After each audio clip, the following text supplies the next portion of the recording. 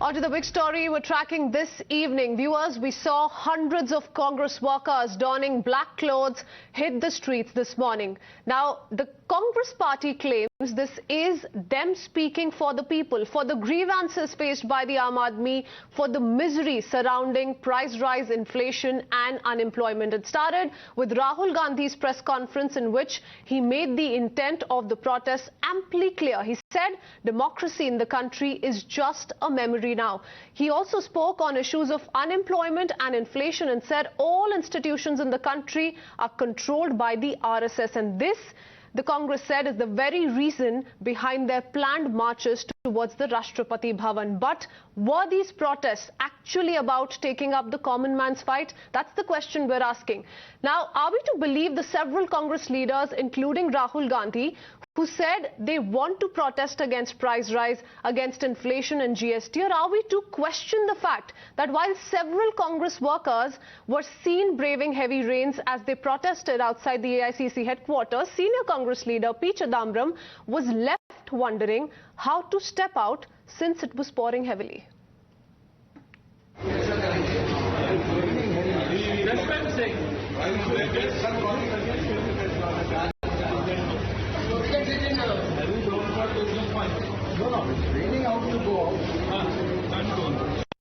This when several Congress workers were already braving the harsh rains outside. Now, are we to then believe all that the Congress workers wanted was a peaceful protest against the prevalent economic issues? Or are we to see this as an attempt by the party to shield the Parivar? Now, this question arises because when Times Now confronted Salman Khurshid, another senior Congress leader, amid the protests, he said he was on the streets to save his leader. परिवार को बचाने के लिए मैं क्यों आऊंगा? मैं अपने नेता को बचाने के लिए आऊंगा। मेरा नेता मुझे बचाता है। अगर इसको वो परिवार की परिभाषा बना देते हैं तो मुझे कोई उसमें कष्ट नहीं। As far as the Gandhis are concerned, both Rahul Gandhi and Sonia Gandhi have said the BJP don't see inflation in the country and hence the protest march to demand those answers from the centre. Listen in. How are you enjoying the onset of dictatorship in India? Are you enjoying it? लोकतंत्र की जो मौत हो रही है, उसके बारे में क्या लगता है आपको? आज हिंदुस्तान में 4 लोगों की डिक्टेटरशिप है. My job is to resist the idea of the RSS. That's my job. And I'm going to do it. The more I do it, the more I will be attacked. The harder I will be attacked. I'm happy. Attack me. हाँ, Hitler भी चुनाव जीत के आया था. हाँ, Hitler भी चुनाव जीत जाता था. हिटलर चुनाव कैसे जीतता था? हिटलर चुनाव ऐसे जीतता था कि जर्मनी के पूरे इंस्टीट्यूशंस उसके हाथ में थे. मुझे पूरा का पूरा ढांचा दे दो, फिर मैं दिखाऊंगा आपको कैसे इलेक्शन जीता जाता है.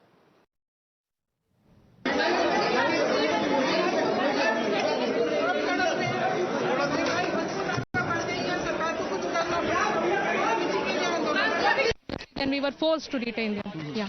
So will they be kept here at the Parliament Street police station, or you'll be taking them somewhere? There's not enough space for everybody, all the detainees on this day, to be detained in one place. It appears that you're also hurt, ma'am. No, that's okay. I'm fine. The BJP on its part is fully convinced this was a protest to shield the Parivar and intimidate the Enforcement Directorate. महंगाई और बेरोजगारी एक बहाना है. सही कारण है ED को धमकाना, डराना और परिवार को बचाना. यह है पूरा मामला. The Congress party is in the pocket of the family. The leadership of the Congress party is also in the pocket of the family. The National Herald case demonstrates that now the family also wants to control the property of the party into the pocket of the family. यही सच्चाई है. ऐसा है, ये उनकी हताशा है. अब मैं राहुल गांधी के घटिया आरोप को बोलने के लिए यहां नहीं बैठा हूं. जनता ने एक बार नहीं 2 बार लोकसभा जिताया. दर्जनों विधानसभा जिताए उनकी अगुवाई में, और आगे 24 में भी जीतेंगे, तो फिर कहूंगा राहुल गांधी जी, अगर जनता आपको वोट नहीं देती तो कृपया करके लोकतंत्र को आरोप लगाना बंद करें. So did the Congress hit the streets to take up people's issues, or were people just an excuse given how the ED heat is mounting on the Gandhis in the National Herald case? Let's open this up. We have Charu Pragya, spokesperson of the BJP, joining us. Also with us is Shekhar Iyer, senior journalist, and Mr. Ravi Srivastav, political analyst with us. Mr. Srivastav, if I could begin with you, because, you know, the BJP is saying that the Enforcement Directorate is just doing its job, and if this was with regards to people's issues, if this was about the grievances of the common man and how the common man is bearing the brunt of the kind of economic crisis that the country is perhaps facing, then why is it that simple questions being put out by the Enforcement Directorate are irking the Congress party so much? First of all, I am unable to comprehend that how the protest done by the Congress across the country in at least more than a dozen major cities are there to intimidate the ED.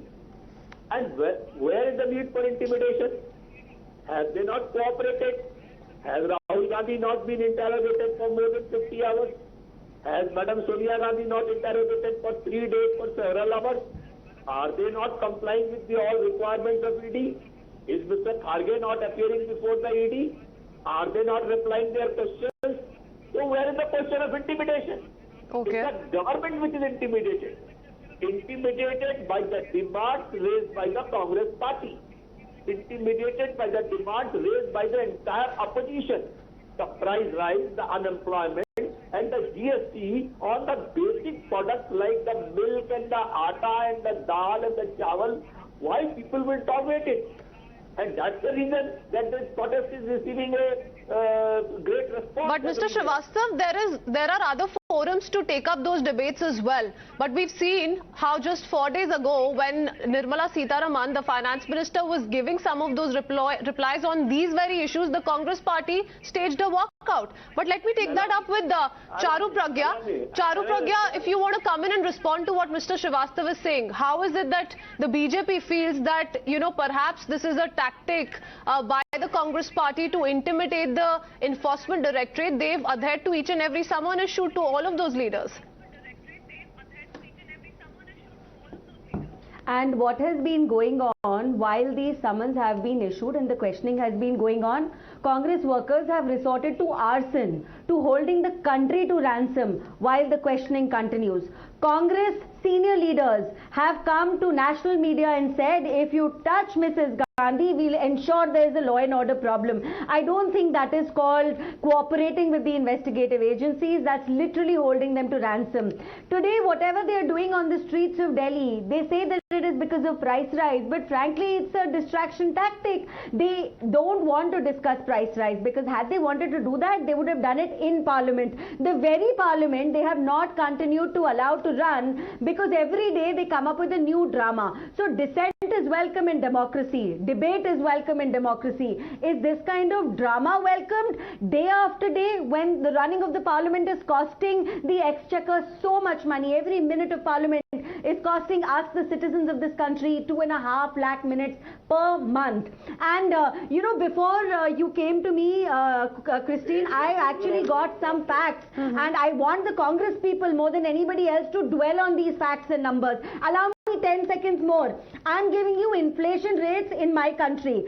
2010, it was 11.99%. 2010, you know kiski sarkar thi.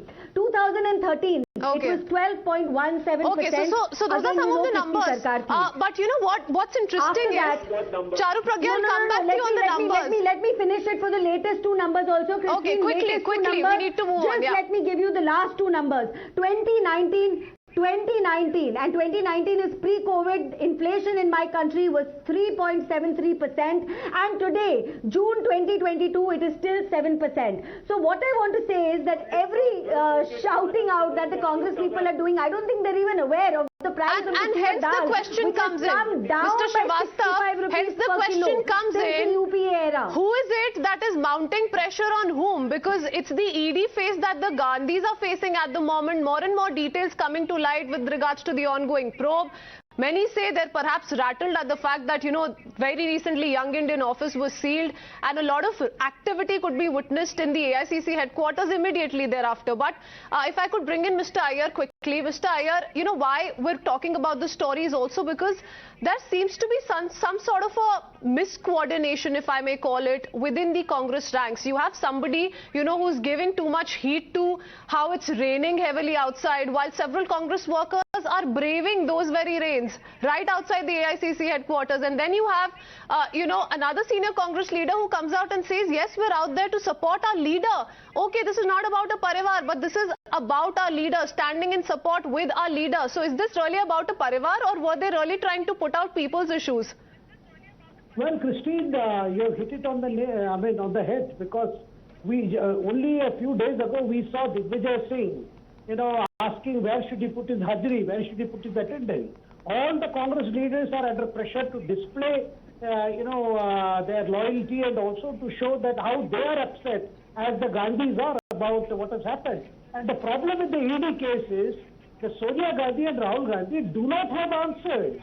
And neither have they explained it to the rank and file. None of the leaders from the states really understand why National Herald has happened, why this transfer had to take place between the Associated Journals and a new company, why was it everything shifted to a company where the shareholders, the majority shareholders are Sonia Gandhi and Rahul Gandhi. Everybody knows about it, but they don't have answers. And what we get to hear further is the only way they can prevent, answering these questions, because I haven't seen Rahul Gandhi hold a single press conference to explain why all this happened. He had his lawyers who also back up a spokesperson trying to explain the case, but there are no answers, because there cannot be answers for what has happened.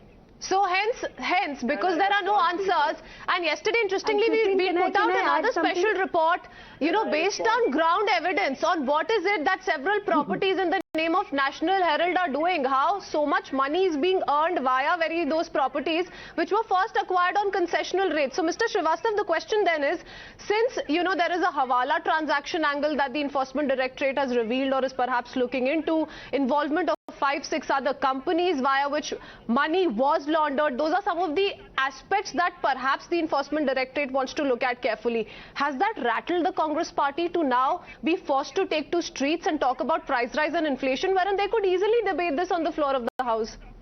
So they debated, and there was a fake debate by the finance minister of the country, who could not reply. Since she did not have reply, she kept on speaking and said, "I am giving the political answer." While she was speaking, the Congress workers staged a walkout, Mr. Srivastava. So you want to stage a walkout when you can hold detailed discussions in Rajya Sabha, in Lok Sabha, but you want to take to streets to protest to Rashtrapati Bhavan and Gera, the Prime Minister's residence. Charu Pragya, quickly come in. Kritsween, can I add? Yes, come in. Something. So, thank you, Kritsween, for pointing that out, because if you really want to bring about a change and have a positive discussion, the place to do that is the floor of the House. It is to be done in the Parliament. And I want to make one more very unfavorable observation. Mr. Srivastava, if you keep speaking over each other, then our viewers are not really going to understand anything. We're not going to reach a conclusion. Let Charu Pragya come in, please. Yes. Why she is speaking over me? Why you don't? All right, let her come in, and I'll give you quick 30 seconds to respond. I'm running out of time. I was not speaking over you. That she does not Go ahead, Charu. Go ahead, Charu. I'm always respectful to speak at my own time. Let me quickly make my point. So, the press conference Mr. Gandhi held today, I think it was terrible the way he spoke. He's actually saying that elections are won using agencies. So tell me, if that's the case, why did he ever lose the 2014 election and he lost it with a landslide? So I think, Mr. Gandhi, first you need to apologize to the people of this country and to all the agencies, because you cannot sit there and like a troubled child just keep making pointed remarks, insulting other people and their hard work, and insulting the honest and honorable institutions of my country. All right. Can I respond now? I wish I had more time. I wish I had more time because I also wanted to touch upon the very idea of how Rahul Gandhi once again drew the Hitler comparison and how he spoke of if he had control over all institutions, all agencies, he would also easily come to power. That was once again an extremely controversial remark which was also not taken very lightly by the BJP, but I'm afraid I'm running out of time. Gentlemen, thank you. Also thanking Charu Pragya for that detailed conversation here on Times Now.